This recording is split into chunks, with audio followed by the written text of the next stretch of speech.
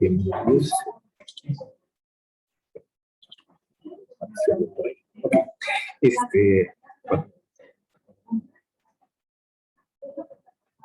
vamos a compartir.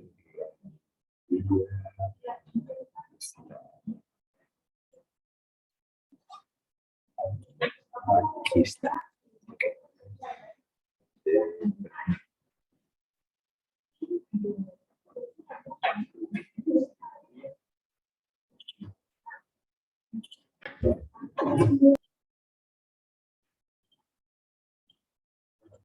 Y vamos a hablar en esta jornada sobre comunidades biológicas terrestres. En la última jornada habíamos hablado sobre comunidades biológicas que tienen que ver con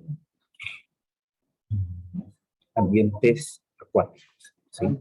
Ambientes salinos, ambientes dulces,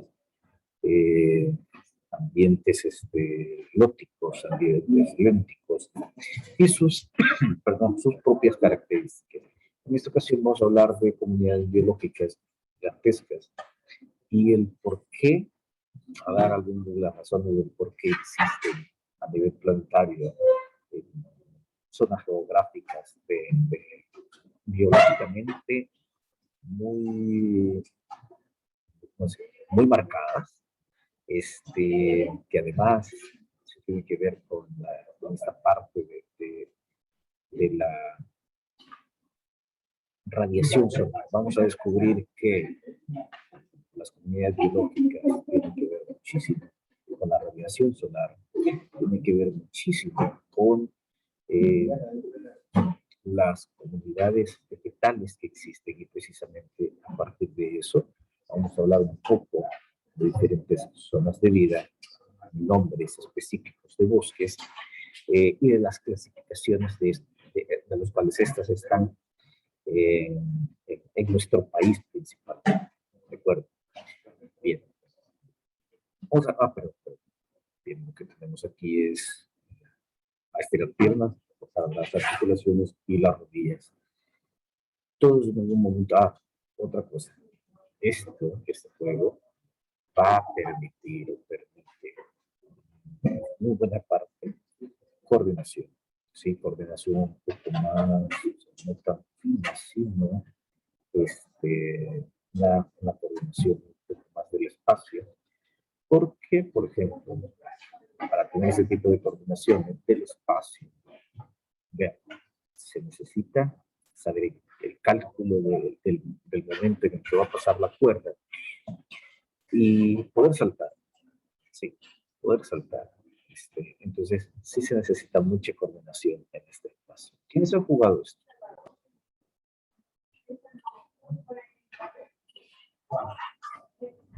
Yo ya he jugado, profe, pero a mí no me sale bien. Yo no puedo.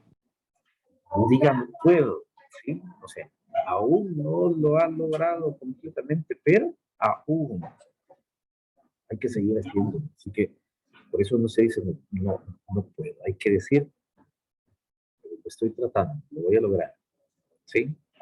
¿Y qué te ha parecido? ¿Qué te ha parecido el estar saltando y bueno, intentarlo?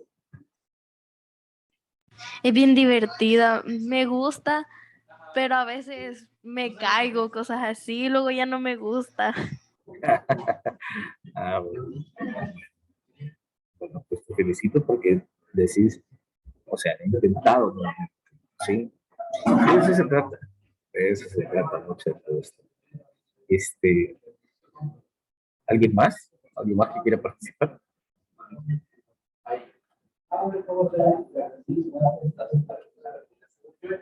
Sí, casi lo mismo que Naomi. A veces lo pruebo así para distraerme un rato, pero juela, uno termina hasta moreteado.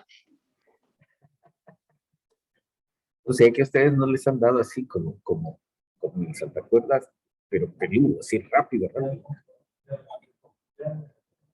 Ay, bueno.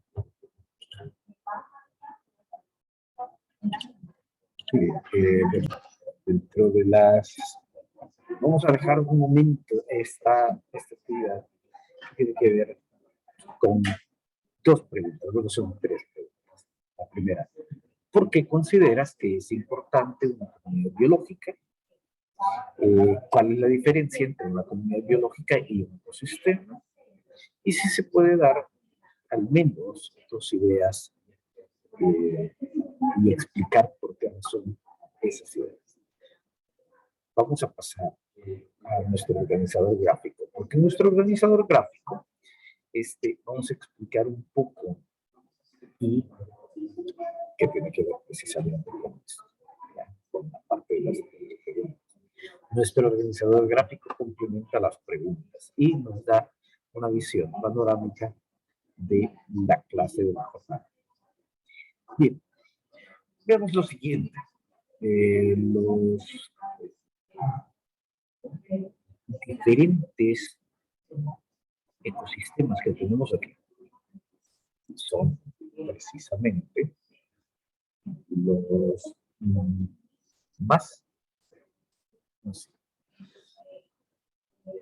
más identificables en el planeta.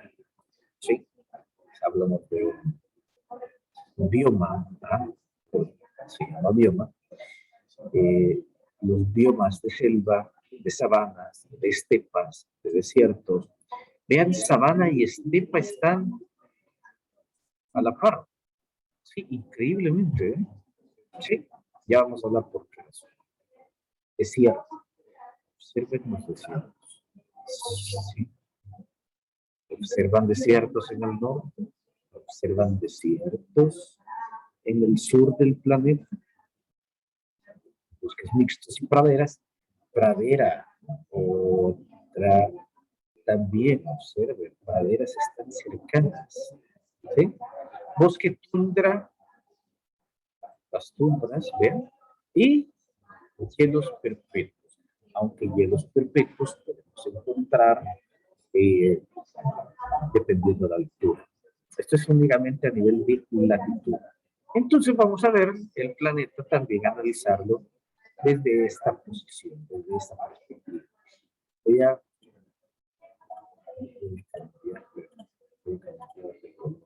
imaginen lo siguiente. Tenemos nuestro Sol. El Sol está... perdón, eso no salió tan recto, pero que nosotros sí. Observen.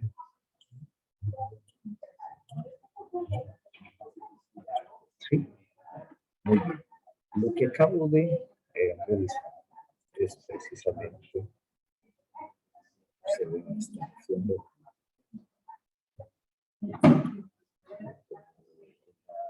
¿no? Sí. Perdón. Vamos a analizar esta perspectiva. Imagínense que aquí está pasando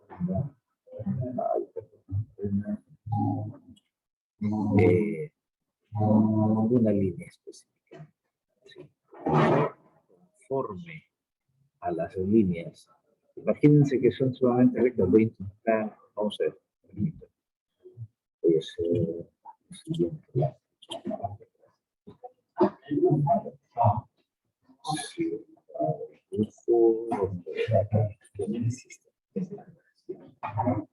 Vamos a ver. Bien que la Tierra no es, o sea, no está exactamente, la Tierra, si fuera perfectamente esférica, nosotros trazaríamos esta línea, digamos, como por acá. Sin embargo, la Tierra gira un tanto como en cierta inclinación, ¿ya? No es esta última. Bueno, y aquí yo voy a intentar poner este rayo de sol lo más, ¿cómo explicar? Lo más, son líneas, son líneas que van a formar ángulos de 90 grados perpendiculares. Ángulos de 90, ¿verdad? Ángulos de 90. Bien, ¿qué tiene que ver esto con la parte de la Tierra, que es la que estamos viendo? Observen que hay rayos que ponen casi perpendicular, ¿sí?, al planeta. Entonces, si este rayo, bueno, yo no lo voy a intentar mover, pero si este rayo pasa justamente en el Ecuador, ¿sí?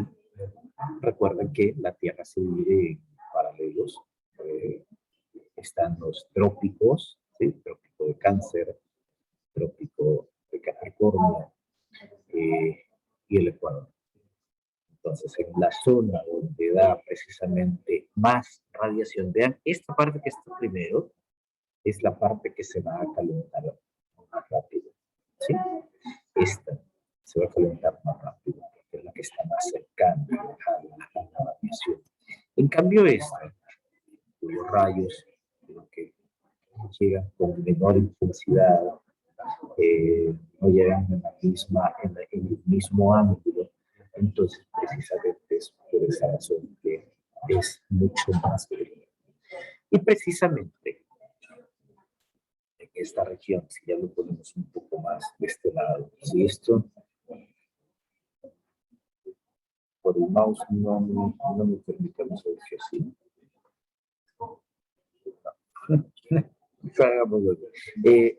Si esto estuviera un poco más adaptado a esta región, vean que coincide exactamente con la región del centro, ¿sí? Y esta región precisamente es la que contiene los diferentes desiertos cálidos, porque tenemos los desiertos sumamente fríos, que aquí les menciona hielos perpetuos. Imagino que es lo que se proponen como casquetes polares. Entonces los casquetes polares reciben menor intensidad de radiación de forma directa y por lo tanto, a partir de estas regiones, de este calentamiento de masas de agua, los movimientos de viento que ya existen, ustedes también conocen que hay rutas y flujos marítimos, ¿sí? Un ejemplo de ello, no recuerdo cómo se llama la ruta, pero recuerdan ustedes que en Buscando a Nemo, ellos están, a ellos le mencionan ¿cómo se llama? Una ruta específica, corrientes marinas, ¿sí? Corrientes marinas. Existen entonces también los movimientos de agua que se llaman corrientes marinas, así como existen las corrientes de aire. Entonces, eso es precisamente lo que hay por enero, bueno, diciembre y enero, dice que se están derritiendo la nieve y vienen hacia Centroamérica baja ciertas corrientes de viento, precisamente porque se está derritiendo una gran cantidad, una gran masa de hielo. ¿Sí? Bien, todo ese equilibrio, todo ese sistema va a permitir la vida en el planeta. ¿Sí? Muy bien.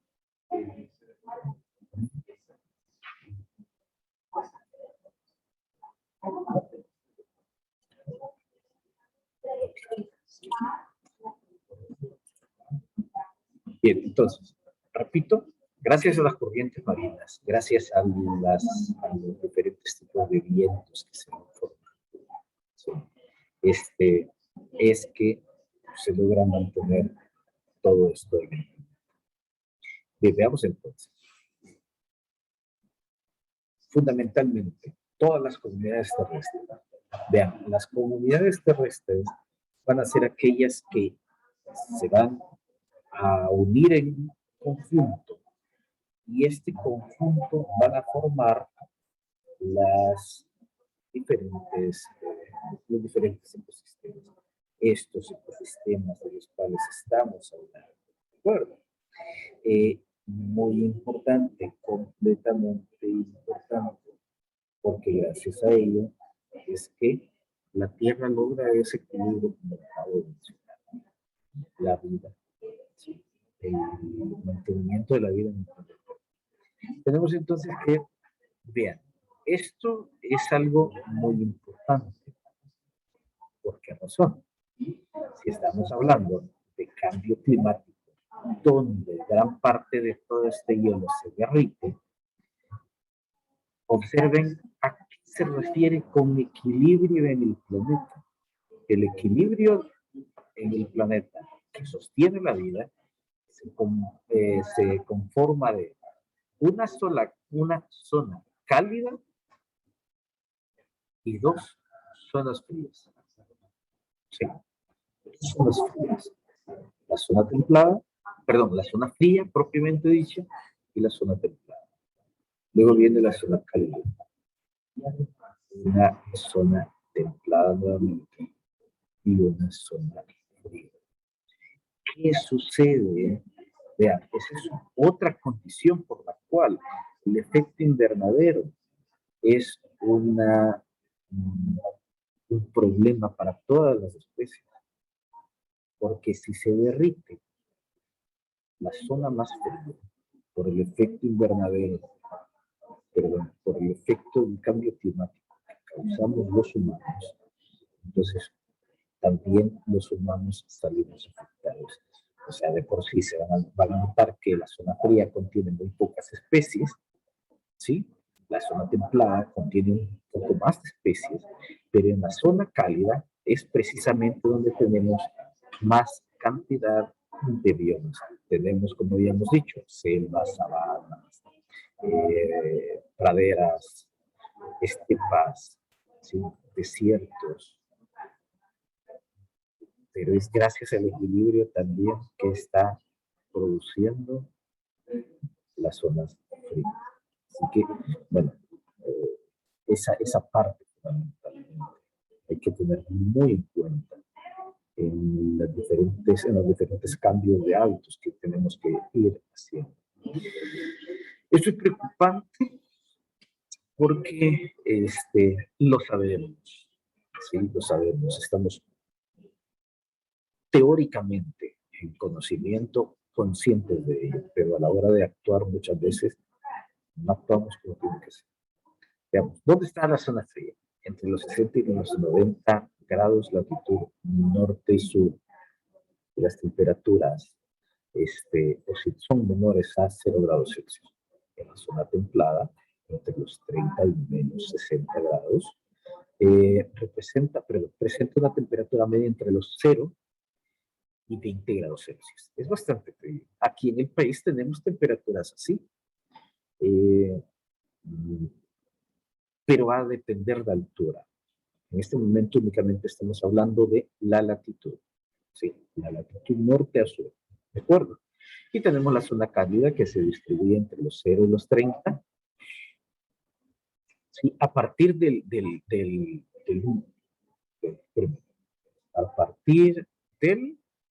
ecuador terrestre. ¿Sí? Y las temperaturas andan arriba de los 20 grados Celsius. Repito, todo esto tiene que ver con la conformación de las diferentes biomas terrestres. Diferencia entonces entre bioma y ecosistema. El bioma es una zona biogeográfica con características de una magnitud gigante que pueden ser observadas como hemos visto acá, desde el planeta, de fuera del planeta. ¿Sí? En cambio, un ecosistema puede ser incluso una charca donde hayan varias comunidades de microorganismos interactuando, se convierte en un ecosistema. Estos son ecosistemas gigantescos, de forma, como lo habíamos mencionado, biogeográfico. En cambio, los otros ecosistemas pueden ser pequeños, pero igual, todas las relaciones entre las comunidades biológicas se van a estar dando. ¿Sí? Muy bien. Dentro de los biomas, entonces, tenemos la tundra, el taigá, la estepa, bosque mediterráneo, bosque tropical. Hay bosques diferentes, como pueden ustedes observar. ¿Sí? Sabana, desierto. Dos condiciones también que van a afectar: alta montaña, es decir, altura, ¿sí? Y bosques caducifolios, que son bosques que se van a comportar en relación a la cantidad de agua que haya en el entorno. Y bueno, por último, en relación a este contenido, pueden existir también cultivos, ¿sí? Pueden existir cultivos y pueden existir agroecosistemas. Los cultivos pues van a ser ecosistemas humanizados. Igual, los agroecosistemas también van a ser ecosistemas humanizados, pero los cultivos se va a tratar de una sola especie. Por lo tanto, hay mayor probabilidad de poblaciones. Ojo con esto: la población, por ejemplo, imagínense digamos, los grillos o chapulines, ¿sí? Imagínense esas dos especies. Van a ir a destruir cultivos. ¿Por qué? Porque ellos van a buscar alimento y espacio, ¿sí? Si encuentran, perdón, un cultivo en el cual represente alimento y espacio para ellos, entonces se van a alimentar y se van a reproducir, ¿sí?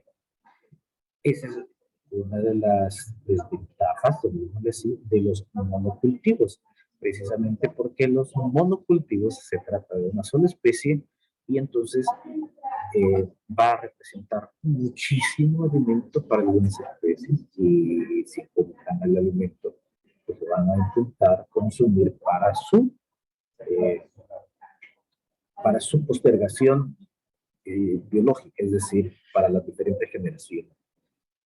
Los agroecosistemas son de alguna forma más ¿cómo decirlo?, ecológicamente amigables, porque a pesar de que hay cultivos también, pero van a permitir de alguna forma la conservación de ciertas especies que puedan vivir en la zona. Un ejemplo que ya había mencionado en algunas clases anteriormente era el café, ¿sí? Ok, aquí tenemos ya la primera actividad, pero tranquilos, todavía no la vamos a desarrollar. Vamos a ver algunos videos antes ¿de acuerdo?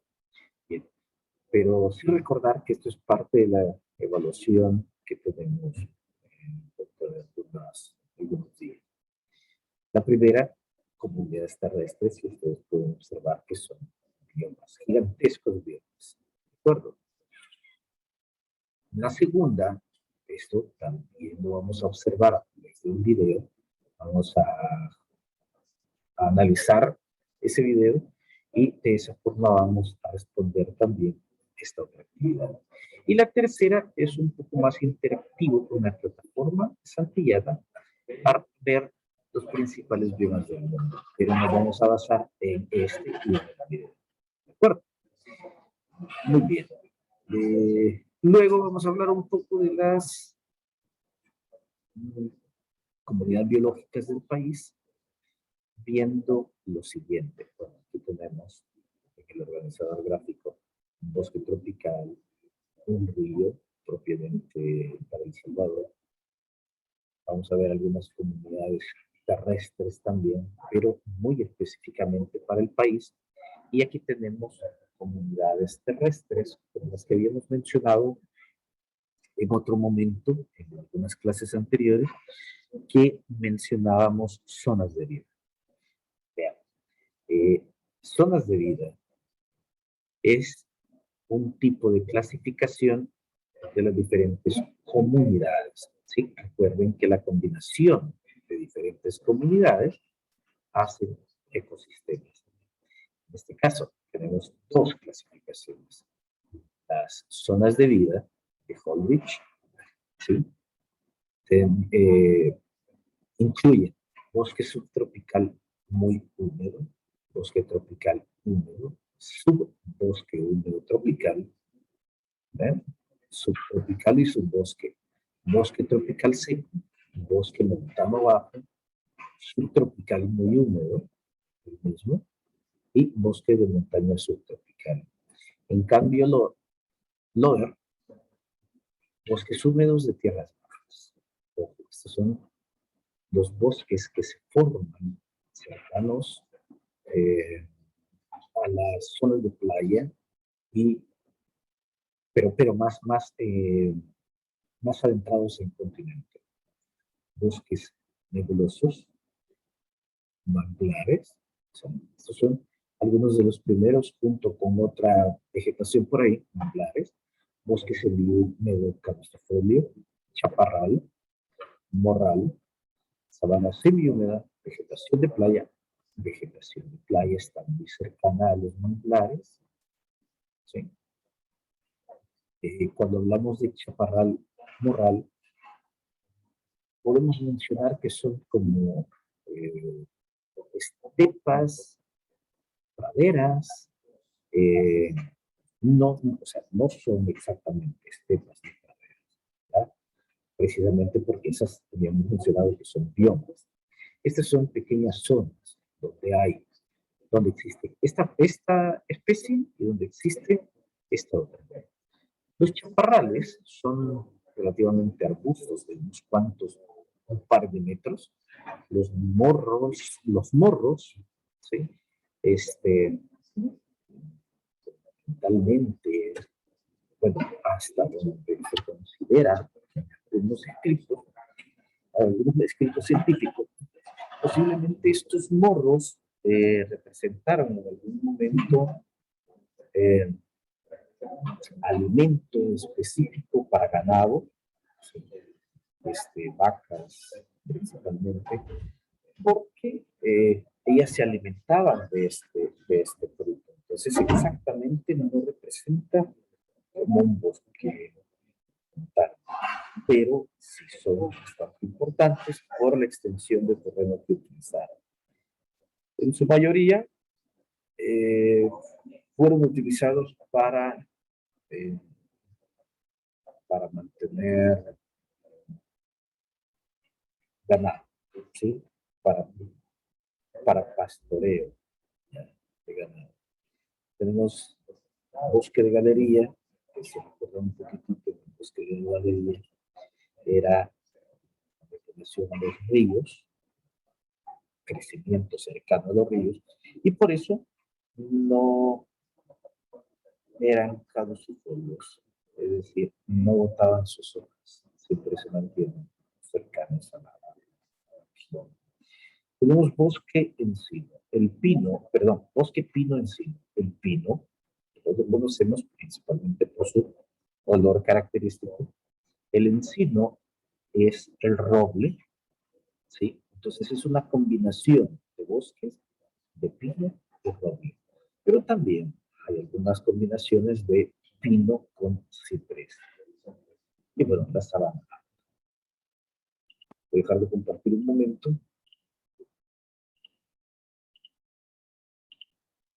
En esta parte donde dice abundan los insectos, arácnidos, reptiles, que al ser poikilotermo regulan mejor su temperatura que el ambiente, se debe, por ejemplo, a una condición. Ustedes han notado que todos los reptiles, cocodrilos, serpientes, se encuentran mejor en horas entre 11 de la mañana y 2 de la tarde, porque ellos salen, precisamente se adaptan, porque como son animales de sangre fría, salen a esas horas, se activan y buscan alimento, ¿sí? El alimento, fundamentalmente, la presa la van a inmovilizar completamente.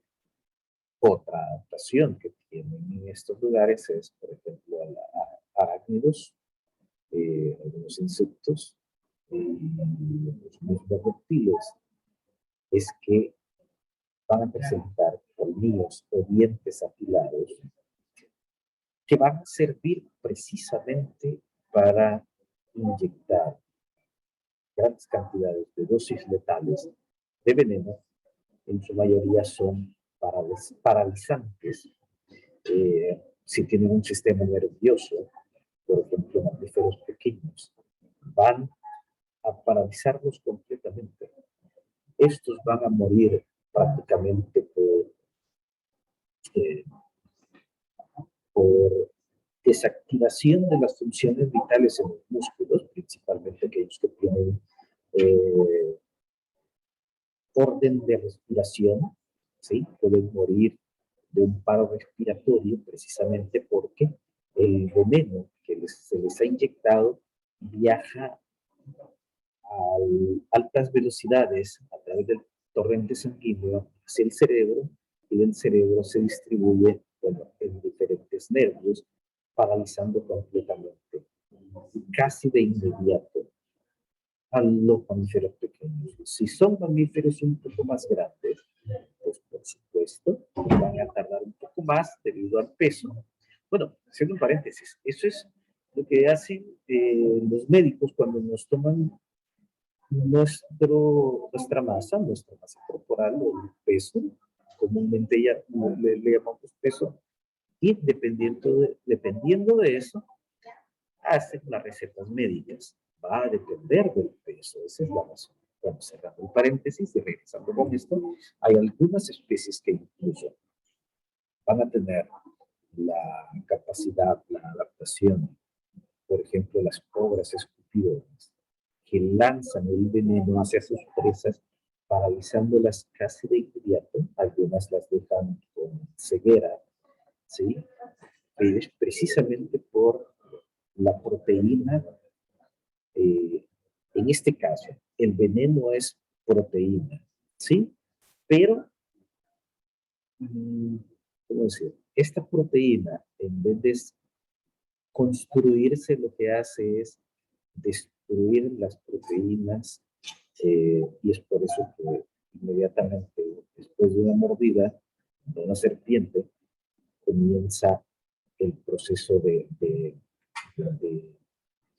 destrucción de músculo en donde haya mordido.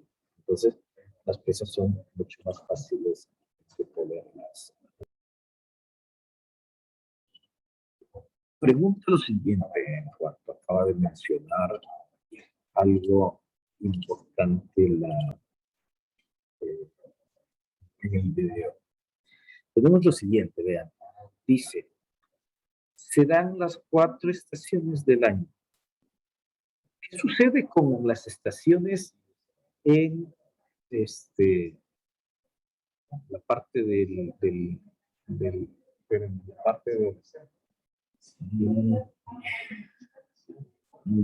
taiga, ¿sí? Y de los bosques templados. Perdón, del taiga. ¿Qué sucede con él? Por la posición en la cual se encuentra, ¿sí? Las zonas que están más hacia los polos no cumplen o no tienen las 4 estaciones, ¿sí? Gran parte de esas tiempo lo tienen fundamentalmente oscuro, ¿sí? Precisamente por la calidad de radiación solar que les llega, ¿sí? Es muy baja y por tanto ellos logran derretir esa cantidad de hielo con mucho más tiempo, ¿sí? Por lo tanto se mantiene mucho más tiempo como frío. Equivalentes ecológicos. Voy a dar otro ejemplo de equivalentes ecológicos. Han observado ustedes en el Palacio Nacional y en otro tipo de ex cuartel de telecomunicaciones, ¿sí? Por San Jacinto, hoy es museo.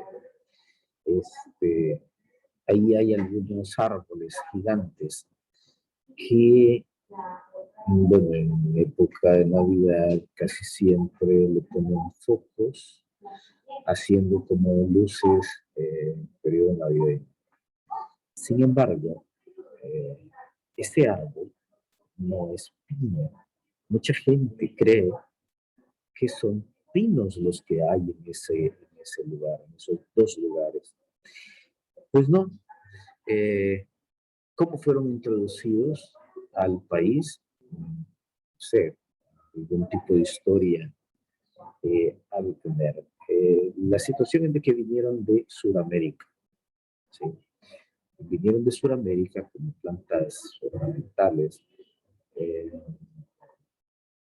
una condición muy importante que se llama equivalente ecológico, porque en Sudamérica no hay pinos, ¿sí? No hay pinos. Y si los hay, son agentes introducidos, pero de forma natural no es su hábitat natural. Se llaman araucarias, ¿sí?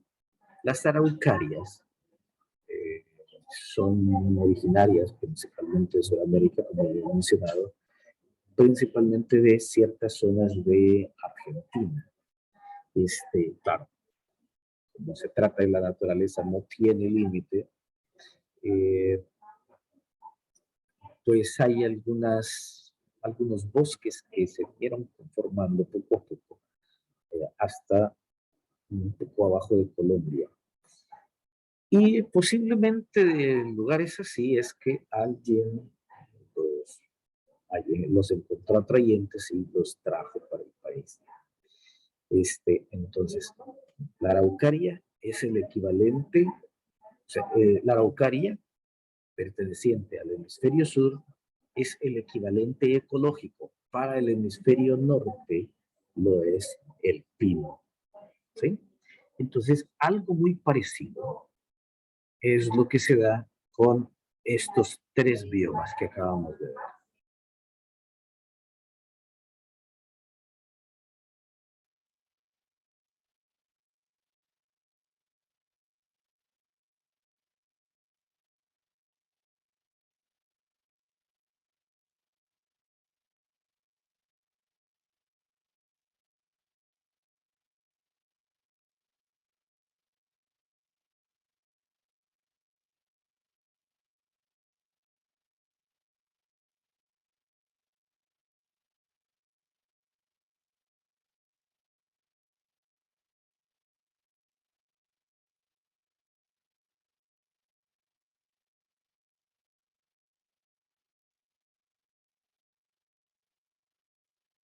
Profe, tiene su micrófono apagado. Ok, gracias. Decía entonces, hoy sí encendido. El clima tropical influye mucho por lluvias, ¿sí? Fundamentalmente se dan dos épocas, la época lluviosa y la época seca. Mucha lluvia, precisamente eso va a permitir diferentes tipos de especies. Vean, ya no son tan grandes, ya no son tan grandes. Si bien es cierto, hay algunos árboles, ya no son tan grandes como los hay en algunos bosques templados, ¿sí? Además, eso va a contribuir precisamente también a la humedad y a la biodiversidad que existe en esta región.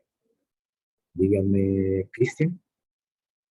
Sí, de que, según eso, eh, ¿cuáles serían las ventajas, por ejemplo, de la zona acá del país y las desventajas? Porque supongo que una de las ventajas es que hay un clima bastante tropical.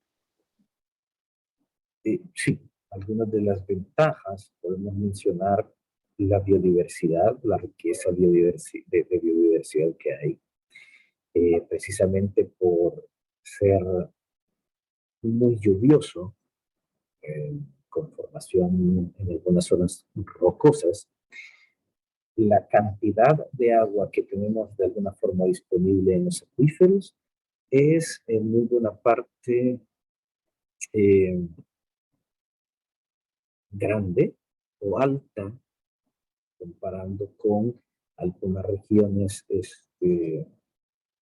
desérticas, algunas regiones pradera, de, digamos, de pradera, de llanura mencionada también, y otras condiciones propias de otros continentes. Nosotros en ese sentido tenemos un clima que permite que el ciclo hidrológico reinserte,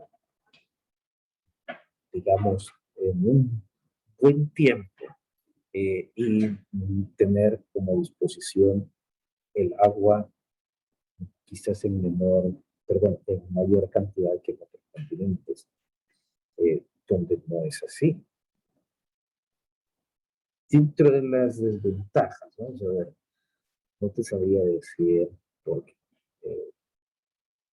creo que muchas de las desventajas, o sea, tenemos muchísimas más ventajas, muchísimas, increíblemente más ventajas que desventajas. Ya las desventajas vienen siendo un tanto más de tipo social, político, eh, porque riqueza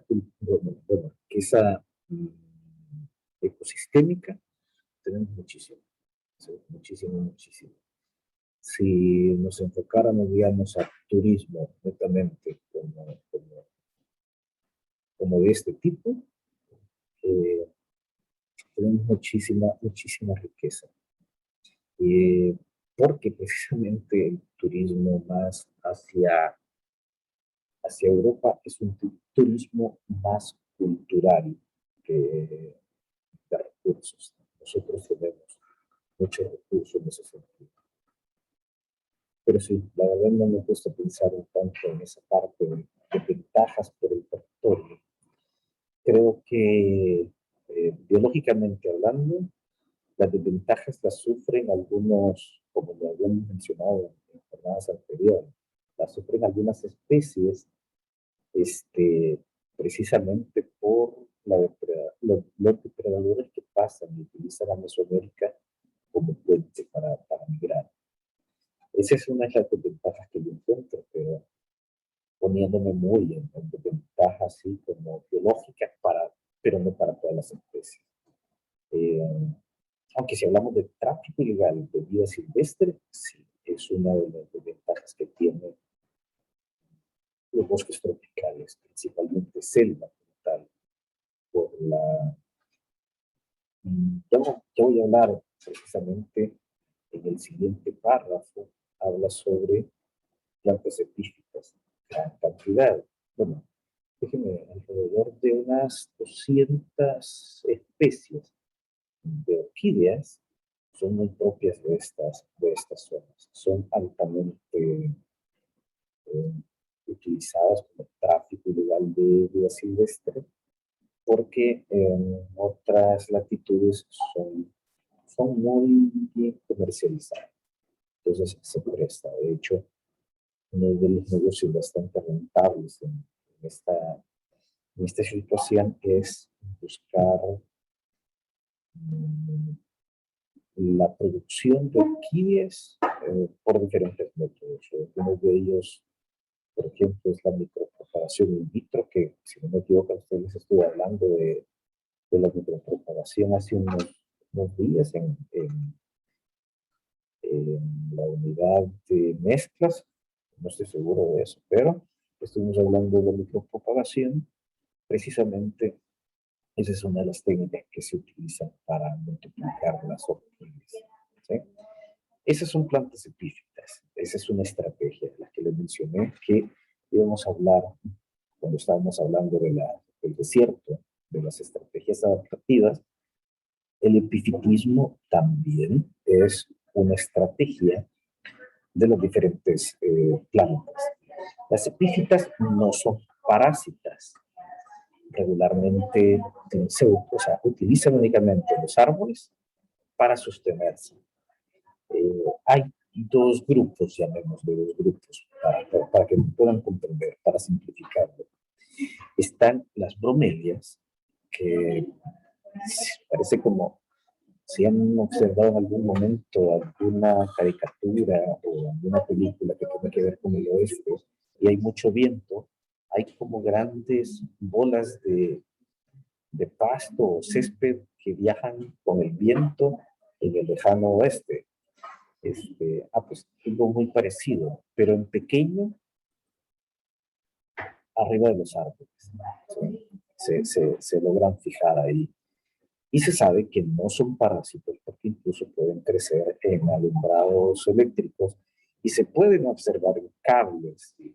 En cables de luz, ¿sí? Cables eléctricos. Por lo tanto, no necesitan estar succionando nada de otros árboles. Y como lo repito, las orquídeas son otras de las especies que son muy utilizadas en este ejemplo porque también tienen algunas adaptaciones para lograr acumular de las lluvias alguna cantidad que le van a servir para realizar la fotosíntesis. No sé si eso respondía a su pregunta.